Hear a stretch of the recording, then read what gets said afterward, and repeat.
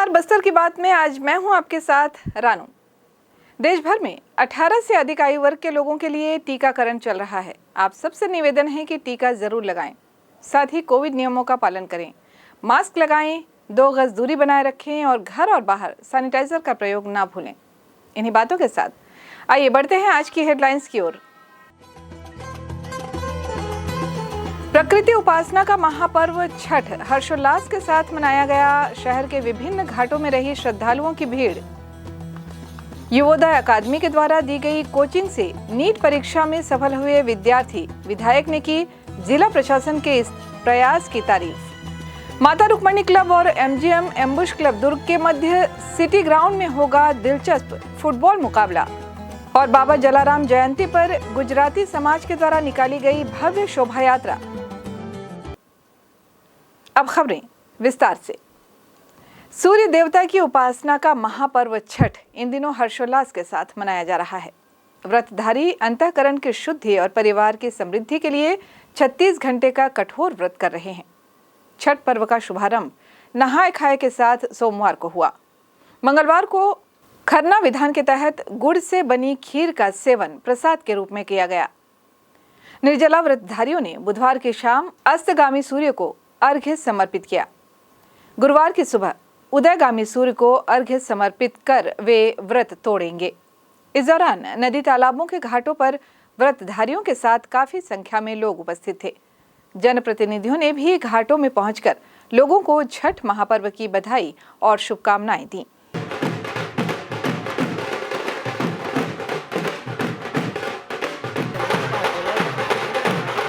शहर और आसपास के ग्रामीण इलाकों में छठ महापर्व उत्साह के साथ मनाया जा रहा है। 4 दिनों तक चलने वाली प्रकृति की उपासना के इस महापर्व पर व्रतधारी ब्रह्मा जी की मानसपुत्री सूर्य देवता की बहन छठ मैया की पूजा आराधना करते हैं। छठ पर्व अंतर्गत बुधवार को व्रतधारियों ने पूजा सामग्री के साथ स्थानीय इंद्रावती नदी के महादेव घाट, दलपत सागर के धर्मपुरा घाट और गंगा मुंडा के घाटों में पूजा अर्चना की। व्रतधारियों ने कमर तक पानी में खड़े होकर अस्तगामी सूर्य को अर्घ्य दिया। इस दौरान लोगों की काफी भीड़ घाटों पर देखने को मिली। छठ महापर्व के संबंध में जानकारी देते हुए एकता सिंह ने हमें बताया। ये त्योहार 3 दिनों तक चलता है। पहले दिन माताएं और बहनें जो है नहा खा करती हैं।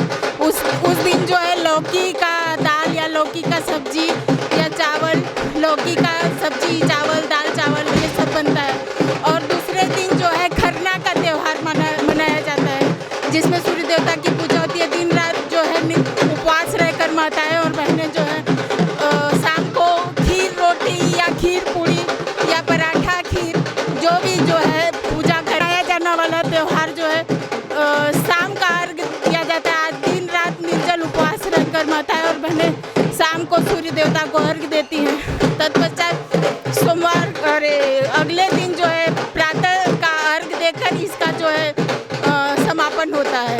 इस तरह जो है छठ का त्योहार 3 दिन मनाया जाने वाला त्योहार होता है। जनप्रतिनिधि सांसद दीपक बैज, विधायक रेखचंद जैन, महापौर शफीरा साहू और अन्य पार्षदगण ने घाटों पर पहुंचकर व्रतधारियों और उपस्थित आमजन को छठ पर्व की बधाई और शुभकामनाएं दी।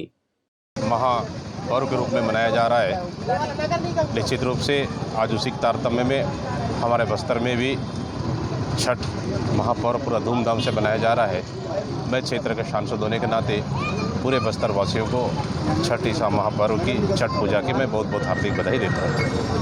बस्तर में पहले शासन भी सभी प्रकार की व्यवस्थाओं में सुचारू रूप से लगा हुआ है और जिस तरह से दिनों दिन जागरूकता आ रही है वैसे सभी समाज के लोग इस छठ पर्व को मनाने में बहुत उत्सुकता नज़र आ रही है। जिस तरह से आज पूरे जगदलपुर में सभी तालाबों में, चाहे गंगा मुंडा हो, दलपत सागर हो, सभी तालाबों में जिस तरह से भीड़ उमड़ पड़ा है, इससे सीधा अंदाज़ा लगाया जा सकता है कि छठ पर्व पूरे धूमधाम से मनाया जा रहा है। और इस महापर्व में मैं बहुत बहुत हार्दिक शुभकामनाएं और बधाई देता हूँ।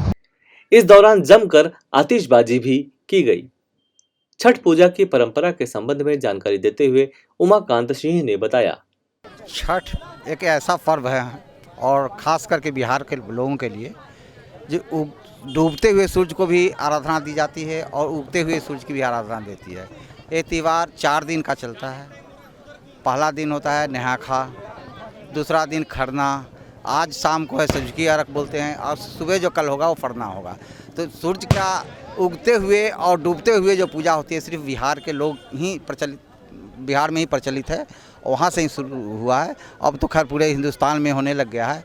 सूर्य देव की आराधना होती है, सूर्य देव की पूजा होती है। उन्हीं की जो पुरानी माँ है, छठ मैया बोलते हैं जिनको, तो सूर्य देव की जो पुरानी माँ है वो उनको छठ मैया बोलते हैं। तो इसीलिए सूर्य की आराधना में उपासना करके लोग पानी में खड़े होते हैं 1 घंटा पहले से। जब डूबने लगती हैं डूबने लगता है सूर्य, तो उनको अपना अर्घ दे के आराधना करते हैं और फिर सुबह उगते हुए सूर्य को प्रणाम करके आराधना करते हैं। होता है महिलाएं चाहे पुरुष जो भी छठ करते हैं उस दिन नहाएंगे, नहा धो के खाएंगे, तो बिना लहसुन प्याज के जो भी बनेगा ठंडा चीज़ जैसे लौकी होगा, पालक हो गया, ये सब बनेगा वही खाएंगे।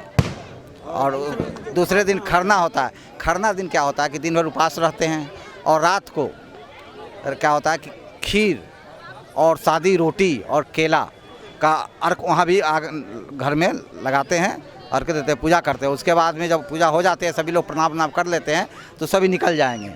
निकलने के बाद में वो दरवाज़ा बंद हो जाएगा और दरवाज़ा बंद हो गया, खरना करेंगी वो, जो महिलाएं हो चाहे जेंट्स हो, अगर उस समय कोई आवाज़ भी दे दिया तो वो उठ जाएंगी।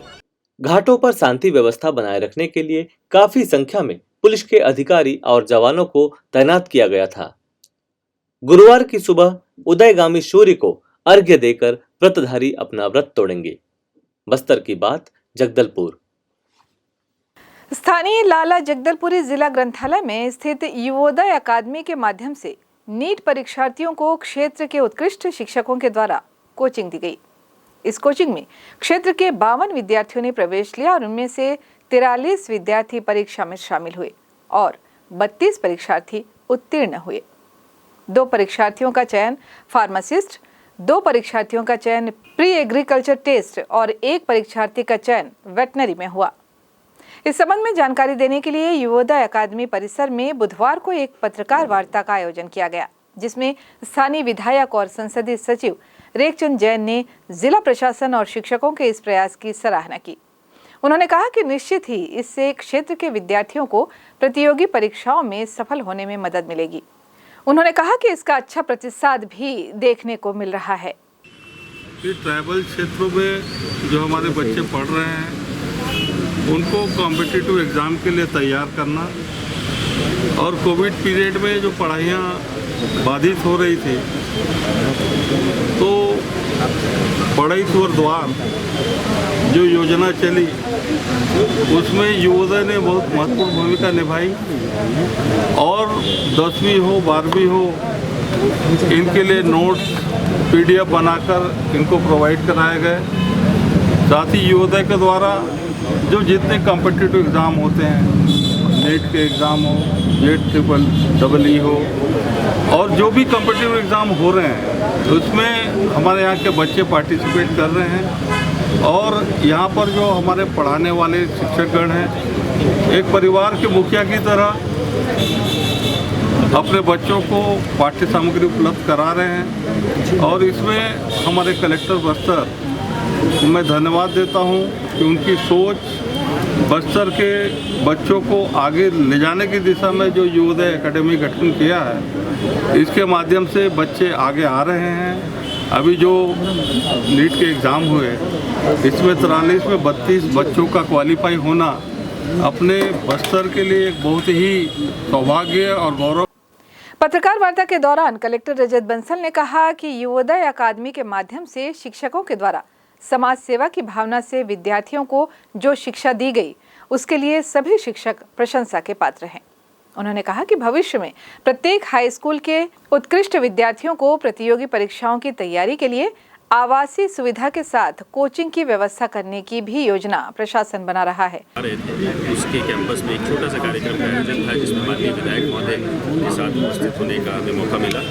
और खुशी की बात यह है कोरोना काल में जब पूरे देश में पूरे विश्व में शिक्षा पे बहुत विपरीत प्रभाव पड़ा था, उस समय पे हमारे कुछ शिक्षक साथी मिल करके इस एकेडमी को शुरुआत किए थे और ऑनलाइन और ऑफलाइन माध्यम से मटेरियल्स डेवलप करके कॉम्पिटिटिव एग्ज़ाम की तैयारी के लिए बच्चों को प्रेरित कर रहे थे और उनको प्रशिक्षित कर रहे थे। और बहुत अच्छा परिणाम हमको अभी पहले चरण के जो रिजल्ट्स आए हैं कॉम्पिटिटिव एग्ज़ाम्स के उसमें देखने को मिला है और इससे हमको ये इंकरेजमेंट मिला है, ये समझ में आया है कि बस्तर में यदि हम ऑनलाइन माध्यम से पढ़ाई कराते हैं तो निश्चित रूप से जो बच्चे हैं उनको बेहतर सुविधा प्रोवाइड कर सकते हैं और आने वाले समय में कैसे हमको बस्तर के हर एक गांव को कवर करना है जिससे कि ज़्यादा से ज़्यादा बच्चे सीधे गांव से निकल करके कॉम्पिटिटिव एग्ज़ाम में सफल हो सकें, उसके लिए कार्य योजना के लिए भी आज विधायक महोदय के साथ एक विस्तार में चर्चा हुई है। और जैसा कि माननीय मुख्यमंत्री महोदय का निर्देश प्राप्त था जब उन्होंने इस लाइब्रेरी का इनॉग्रेशन किया था कि ज़्यादा से ज़्यादा बच्चे बस्तर के बच्चे बाहर जाने चाहिए और उनका एग्ज़ाम में सक्सेसफुल होने चाहिए और बाहर जा कर के बस्तर का नाम रोशन करना चाहिए, उस दिशा में हम लोग अभी आगे बढ़ रहे हैं। जबलपुर में बनी है तो बस्तर ज़िले तक ही ये सीमित नहीं रहेगा। यदि बस्तर संभाग के भी अन्य ज़िलों के भी बच्चे यहाँ पर आते हैं, इन सुविधाओं का लाभ लेते हैं तो हमको किसी प्रकार की दिक्कत नहीं। हम चाहते हैं ज़्यादा से ज़्यादा बस्तर संभाग के बच्चे स्कूलों को जोड़ने का भी आने वाले समय में लगभग सभी high school high secondary schools को इसके साथ जोड़ा जाएगा। जो हमारे रिसोर्स पर्सन्स हैं, जो टीचर्स हैं, जो बहुत अच्छा काम यहाँ स्वयंसेवी के रूप में कर रहे हैं, उनके माध्यम से हम जो स्कूल्स के साइंस के और मैथ्स के टीचर्स हैं उनको और प्रशिक्षण देंगे और इसमें ज़्यादा से ज़्यादा बच्चों को जोड़ेंगे। भी थे जिन्होंने विशेष चैनल्स भी चलाए थे इस पर और निश्चित रूप से इससे बच्चों की जो पढ़ाई था उसमें किसी प्रकार से डिस्ट्रप्शन नहीं हुआ था और उसी का परिणाम आज हम देख रहे हैं कि रिजल्ट में किसी प्रकार की कमी नहीं आई है, बेहतरी है। पत्रकार संघ चुनाव और पत्रकार भवन के पुनर्निर्माण को लेकर बस्तर कलेक्टर रजत बंसल ने बुधवार को पूरे पत्रकार भवन परिसर का दौरा किया और वस्तु स्थिति से अवगत हुए। इस दौरान उन्होंने आर्किटेक्ट के द्वारा बनाए गए नए नक्शे का अवलोकन भी किया। इस नए नक्शे के अनुसार सड़क से लगी हुई जगह पर बने नए भवन को शामिल करते हुए 8 दुकानें बनाई जाएंगी। इसके ऊपरी मंजिल में सभा कक्ष और ऑफिस का निर्माण किया जाएगा और पुराने निर्माण को तोड़ दिया जाएगा। शेष जगह को रिक्त रखे जाने का प्रावधान है। इस दौरान पत्रकार भवन की जगह का पट्टा तैयार किए जाने का निर्देश भी कलेक्टर ने एसडीएम को दिया। पत्रकार संघ चुनाव को लेकर चल रहे विवाद के बीच बस्तर जिला पत्रकार संघ के संविधान के अनुरूप चुनाव कराए जाने के लिए कलेक्टर द्वारा टीम गठित कर दिया गया है। चुनाव के संबंध में अब तक हुई कार्रवाई की जानकारी लेते हुए अपर कलेक्टर अरविंद एक्का को शीघ्र चुनाव संपन्न कराए जाने का निर्देश भी कलेक्टर ने दिया। इस दौरान जिला पत्रकार संघ पदाधिकारियों के साथ काफी संख्या में पत्रकारगण भी उपस्थित थे। वक्त हो चला है एक छोटे से ब्रेक का। ब्रेक के बाद फौरन हाजिर होते हैं बाकी खबरों के साथ।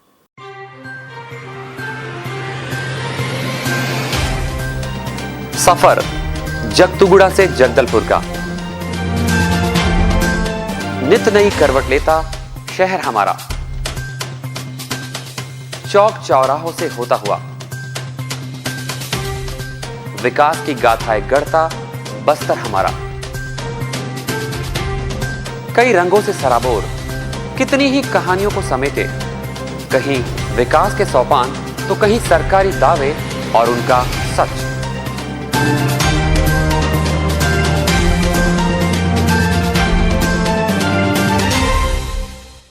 आतंक से दहलते जंगल, जमीन और जीवन,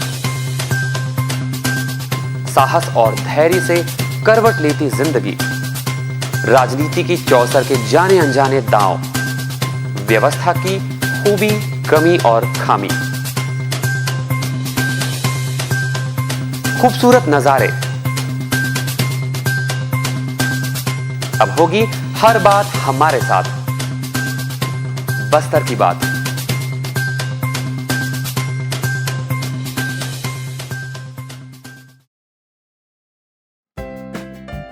देश की जानी मानी इंटरनेट प्रोवाइडर कंपनी रेलटेल अब अपने शहर जगदलपुर में उपलब्ध। केबल टीवी और ब्रॉडबैंड पाइए एक साथ, बेहतर सर्विस, शानदार गुणवत्ता, हमेशा एक जैसी स्पीड यानी 100 Mbps।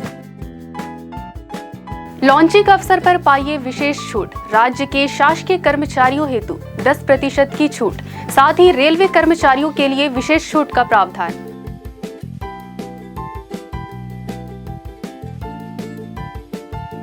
इंटरनेट कनेक्शन हेतु तत्काल अपने केबल ऑपरेटर से संपर्क करें या कॉल करें 9425262386 पर या 9617185020 पर।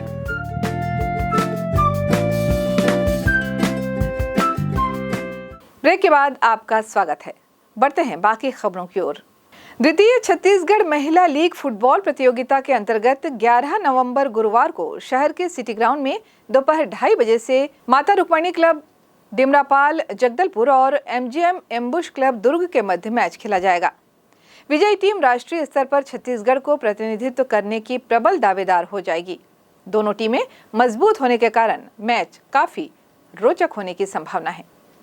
फीफा के प्रोटोकॉल के अनुसार 10 नवंबर को दोनों टीमों के मैनेजर की बैठक हुई, जिसमें दोनों टीमों की जर्सी का रंग तय किए जाने के अलावा अन्य पहलुओं पर भी चर्चा की गई।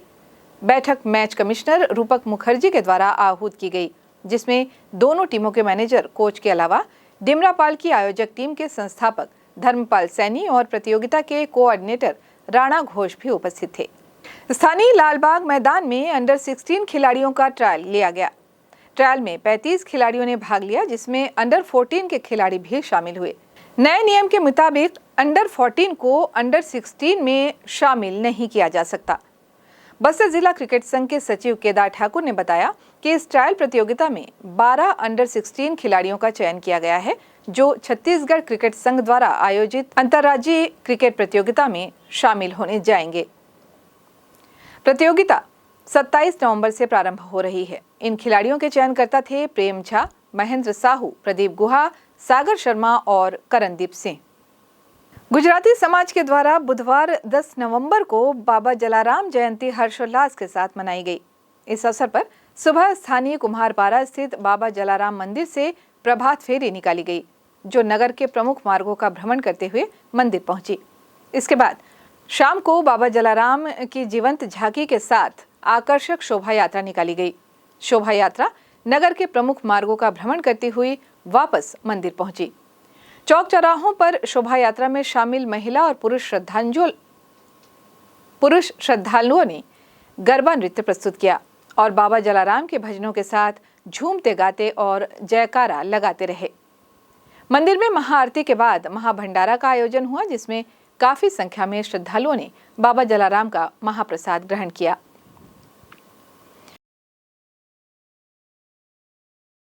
चलते चलते आइए फिर एक बार नजर डालते हैं आज की हेडलाइंस पर। प्रकृति उपासना का महापर्व छठ हर्षोल्लास के साथ मनाया गया। शहर के विभिन्न घाटों में रही श्रद्धालुओं की भीड़।